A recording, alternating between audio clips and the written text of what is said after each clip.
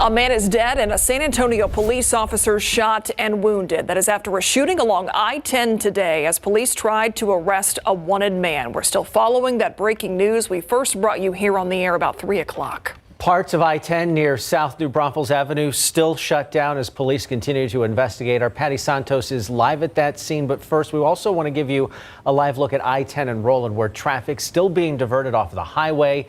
That shutdown there expected to last for hours. All right, let's go to Patty now live. Patty, this shooting comes after police officers were shot last week in a similar scenario, trying to arrest a violent suspect. Today, you talked with the police chief, and it was obvious he was frustrated. Yeah, he was. And while the suspect has not been identified, the police chief tells us he has a lengthy criminal history. Take a look at the scene behind me. It is a very large crime scene out here. You are seeing the markers, about a dozen shell casings on the ground, and also what looks to be a police vest and glasses there on the ground. It's going to take quite some time for officers to clear this scene. I-10 is still closed right now. The suspect's body is right in the middle of the highway. A woman who witnessed the scene unfold tells me she saw the suspect run out of the car, then officers chase after him. In a matter of seconds, she heard countless shots fired. San Antonio Police Chief William McManus tells us the man had a lengthy history with police and was wanted on several warrants, including assault on an officer. Now, he was trying to get away from officers because they were trying to arrest him. Police say the suspect was armed and was shooting at vehicles as he crossed the interstate. He also attempted to carjack a few people. Now, police fatally shot him right in the middle of the interstate. This happened a week after another shooting involving a violent criminal and officers. The district attorney has said in the past about other cases that sometimes cases are dismissed due to lack of evidence. The chief tonight stands by his detectives. I remain concerned about people who are on the street who should be in jail because they are habitual offenders, especially the violent crime habitual offenders, which this individual was. And tonight, the police union saying they want accountability from the district attorney's office on repeat offenders and violent criminals who are released from jail. In about 30 minutes, we are expected to hear from the district attorney addressing those concerns. We'll send it back to you. All right, Patty, that shooting of the SAPD officer comes the same day as a court hearing for a man accused of shooting 3 officers last week. That suspect has been ordered to stay in jail without bond. Jesse Garcia's bail in 4 unrelated cases was revoked during a hearing this morning in the 437th District Court. Garcia is accused of shooting officers who were trying to take him into custody on outstanding warrants last Thursday. 2 of those officers shot suffered critical injuries. Judge Joel Perez told the court his decision to remand Garcia without bond was in the best interest of protecting the community. Officers who encountered Garcia Thursday testified that he fired at them with an AR-15 while running toward an apartment complex and also while being driven in a car. I heard rounds skipping off the ground and they were striking the undercarriage of our patrol vehicle. In 2 of those previous cases, unauthorized use of a vehicle and felony drug possession, Garcia is still awaiting indictment more than 11 months after being charged. And today, the president of the San Antonio Police Officers Association is criticizing District Attorney Joe Gonzalez, saying in part, quote, selective processes for criminal cases have proven to be negligent and are creating an unsafe environment for our citizens. If the citizens of San Antonio voted an individual into office, we should hold them accountable when they fail to protect our city. End quote. Again, we are expecting the district attorney to hold a news conference in about 30 minutes, and we'll have those details for you. This has been 15 months. This investigation should have been well over with. To Uvalde now, where Mayor Don McLaughlin is accusing the Uvalde County District Attorney of a cover-up. The mayor alleges that's why the DA is not cooperating with the city's investigation into the shooting at Robb Elementary. Now the city is refiling its lawsuit against the DA's office. Mayor McLaughlin also saying DA Christina Mitchell refused to provide the city with all the information requested by an independent investigator.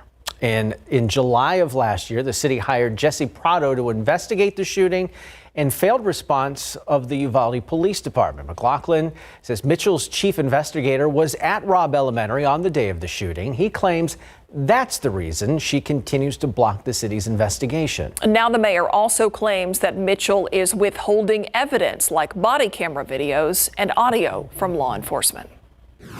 Almost a year, a little over a year, and we still hadn't got to complete an investigation. I mean, the families definitely deserve answers. This community deserves answers. And we as a city need answers so that we can do what needs to be done. The initial lawsuit was dropped because Mayor McLaughlin says DA Mitchell agreed to cooperate and the investigation would only take 60 to 90 days to complete. Now McLaughlin says the DA didn't keep her word and he believes she should resign immediately. Now, we did call and email the district attorney's office today to get a response to all of this, but we have not heard back yet. A Travis County judge has blocked a new state law that critics argue severely restricts what issues cities can tackle. That ruling agrees with local city leaders and others around the state, saying it is unconstitutional. House Bill 2127, or as opponents call it, the Death Star bill, was supposed to take effect on Friday. Last month, San Antonio, Houston, El Paso all joined together in a lawsuit against the state. That suit claims the bill conflicts with the part of the state constitution that allows cities to establish their own local laws. Mayor Ron Nierenberg says San Antonio was not planning on making any changes to city laws while this bill was being challenged. There was such a lack of clarity and such a strong conviction on our part that this is unconstitutional and that it was simply a political power grab by its authors that we are preparing and have been preparing to move forward as is. The state is expected to appeal that judge's ruling. The state's safe haven law, also known as the Baby Moses Law, allows parents to surrender their babies up to 60 days old at designated safe places like fire stations or hospitals. Garrett Berger tells us the city plans to take advantage of a change to that law that could make a safer surrender easier on the birth parent making that difficult decision. 12-year-old Bella Cobb just started 7th grade. She plays flute in the band and plans to try out for the tennis team. She's happy in the family she's grown up with, though it's not the one she was born into. They chose the name Isabella, meaning beautiful, and Grace, meaning a second chance, a beautiful second chance. In 2011, when Bella was just 2 days old, her birth mother surrendered her to a firefighter under the state's safe haven law.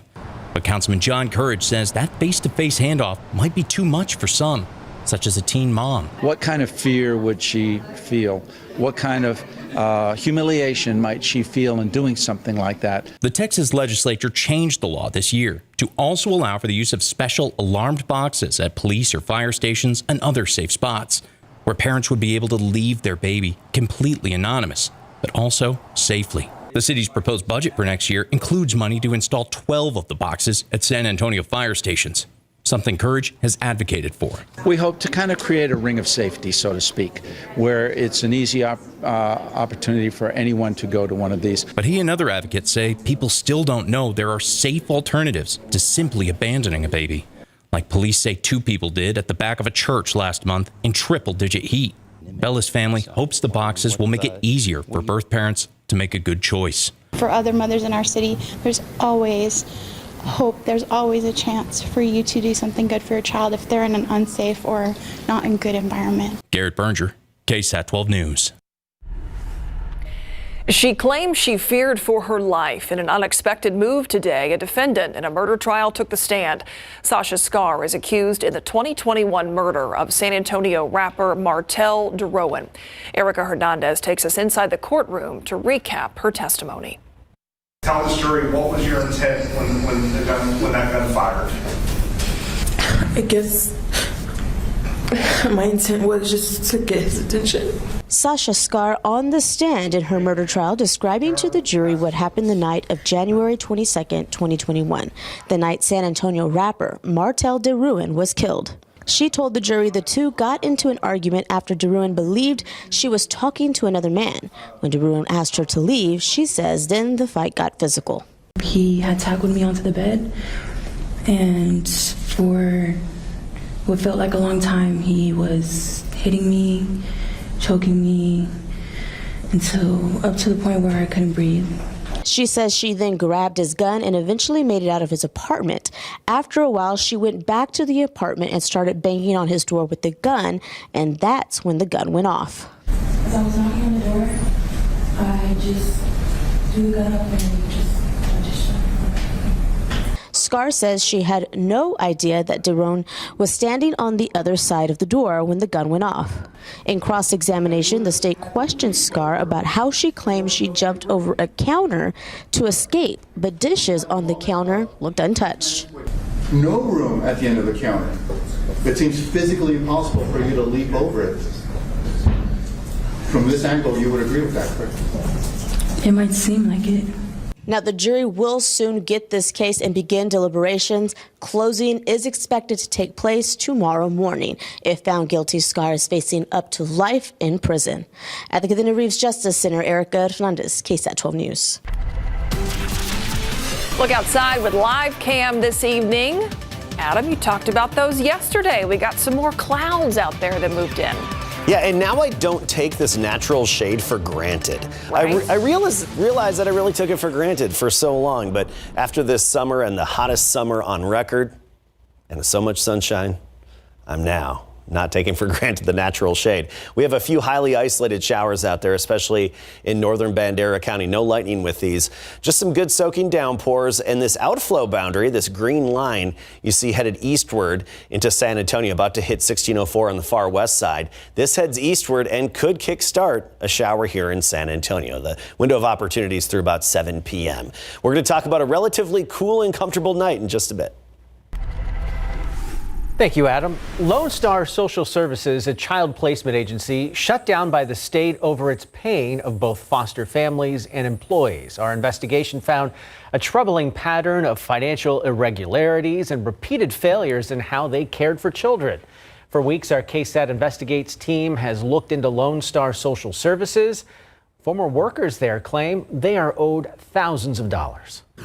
I did a calculation. I am owed about $10,500.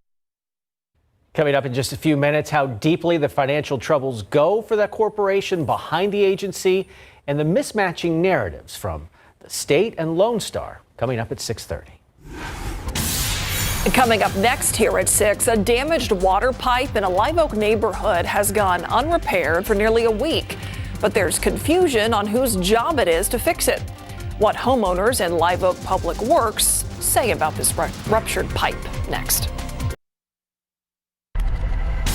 Tonight on the Night Beat, the fentanyl crisis has gotten so deadly that the Bexar County Sheriff's Office is doing something no law enforcement agency in our area has done so far. It has a new policy that lays out exactly how deputies will fight the drug. And you'll get an exclusive look at that tonight as Stephanie Jimenez sits down with Sheriff Javier Salazar.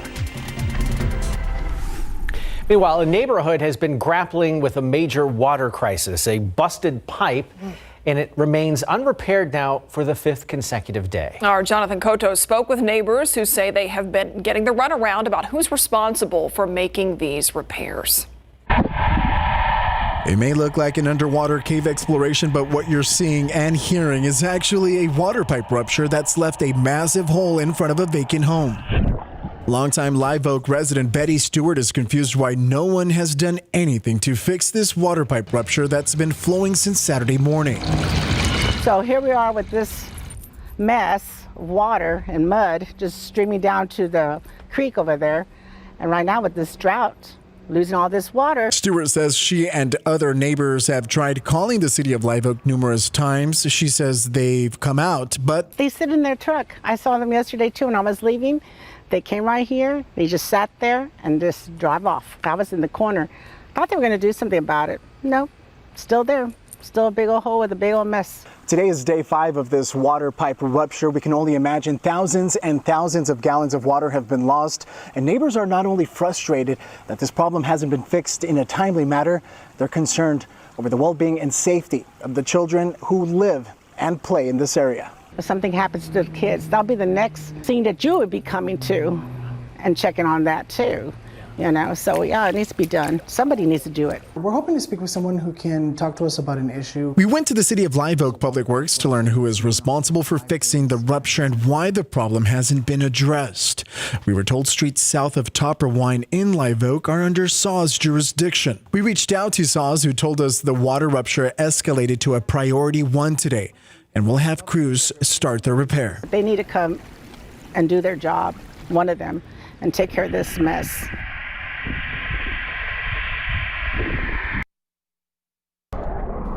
That was Jonathan Cotto reporting. All right, let's turn to the forecast now. And yes, we're going to talk about all this heat. But first, a lot of buzz about this super blue moon, Adam. You're getting me started. You're triggering me.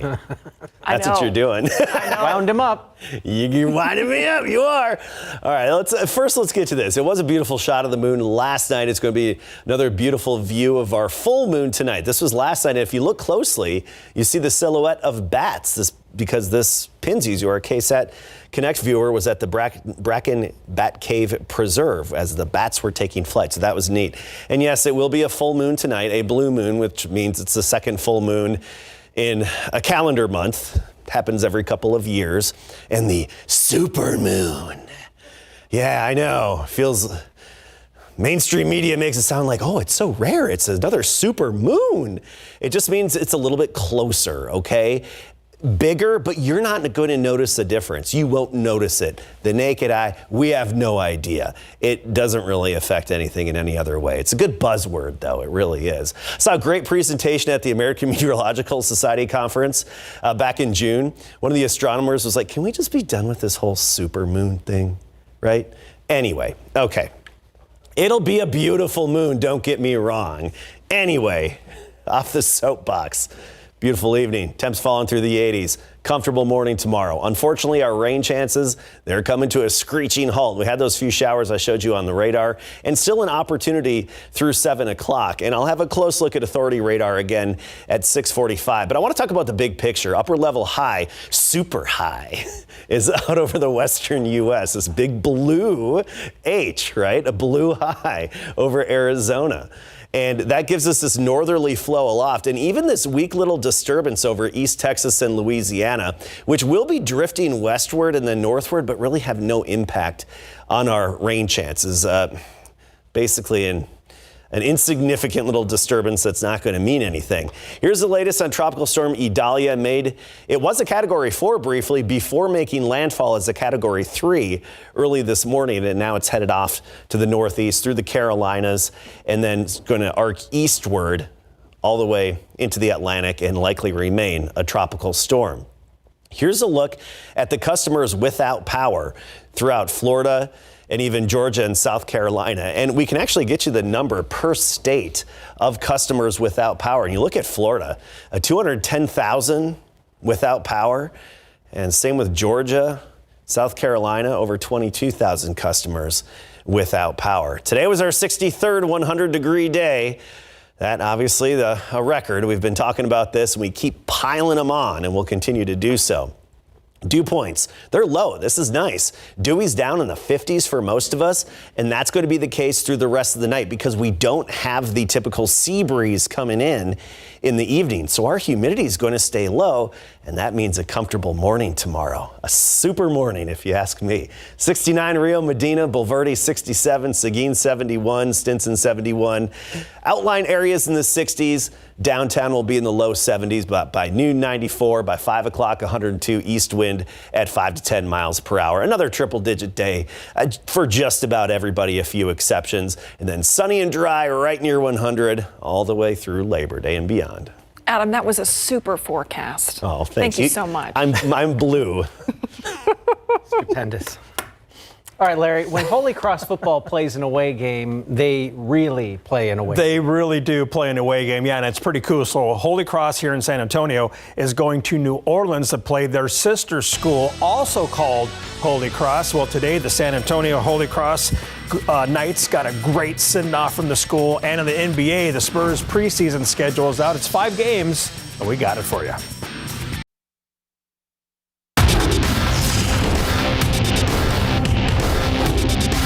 for sure it's absolutely some of the first time flying, because we had someone come, I've never flown before, and we're like, okay, you know, that's okay. We want them to have these experiences, because I think that's part of life, having these moments, having these times where you can kind of experience what's going on. Got a whole lot of parents sitting right here that are going to probably be caravanning over right after we head out. So there's quite a few people making the trip to New Orleans to support us. Mike Harrison and his Holy Cross Knights are now in New Orleans, ready to play some football and big board sports. Before you know it, Spurs training camp will be here, followed by the preseason schedule and then the 2023-24 regular season schedule. Overall, #1 draft pick Victor Wembanyama has certainly pumped some new excitement into the Spurs franchise. And today, they announced their 2023 preseason sked, and here it is. The Spurs will start their preseason October the 9th at Oklahoma City, and then they'll come home for 3 straight games on October the 13th, 16th, and 18th when they'll face the Heat and the Rockets in back-to-back games. And they'll close out their preseason October 20th in San Francisco at the Golden State Warriors. Family and friends gathered at Holy Cross High School this morning to give the football team a great send-off before flying to Louisiana, where they'll face one of their sister schools, Holy Cross of New Orleans. This will mark the Knights' first football game ever out of state. And we're also told Brother Stanley, who graduated from Holy Cross, Louisiana in 1954 and then joined San Antonio Holy Cross in 1958, will be at that game. He is a Holy Cross icon for sure. These two schools played here last season, and Holy Cross Louisiana won that one in San Antonio 48-28. Now Holy Cross SA is in Louisiana, looking to get a win while creating lifelong memories. Neat opportunity, to say the least. I've been doing this 35 years, and I don't think I've ever done anything like this. This is more what colleges do and a heck of a lot less what high schools do. So it's going to be exciting, a little nervous. Never had this many kiddos on this kind of a trip, but it's going to be fun for them. It's going to be an experience of the lifetime, and that's really what we're about right now, trying to create memories. Last week we got to play in the Alamo Dome. This week we're boarding a plane to fly to New Orleans, Louisiana. Kind of an interesting way to start the season. San Antonio Holy Cross will play New Orleans Holy Cross Friday night at 7. All right, in case you missed the KSAT Pigskin Classic Friday and Saturday, here are the Davis Law Firm Player of the Game. We have 4 of them for you. Friday night, Antonian quarterback Jace Toscano won Player of the Game with 231 yards passing and 4 touchdowns in their 47-20 season opening win against Holy Cross. Next, we have Somerset wide receiver Jaden Foz, who had 6 receptions for 122 yards and 2 touchdowns in the Bulldogs' 49-21 win against the Southside Cardinals Saturday morning. Jefferson quarterback Amonte Carter took home Player of the Game award in the second contest between Jeff and Uvalde. He rushed for 98 yards and accounted for 2 touchdowns in the Mustangs' 25-14 win. And ending the Saturday triple hitter, Brandeis quarterback Lincoln Filia won the POG after throwing for 406 yards and 5 touchdown passes to go with 1 touchdown run. 4 awesome young men taking home the Davis Law Firm Player of the Game, and he's putting on that cap, adjusting it like a quarterback always does. There you go. Look at that. Player of the Game. Awesome. Got to fit. It does. It was a fun weekend for sure. Yes. Thanks, Larry. We'll be right back.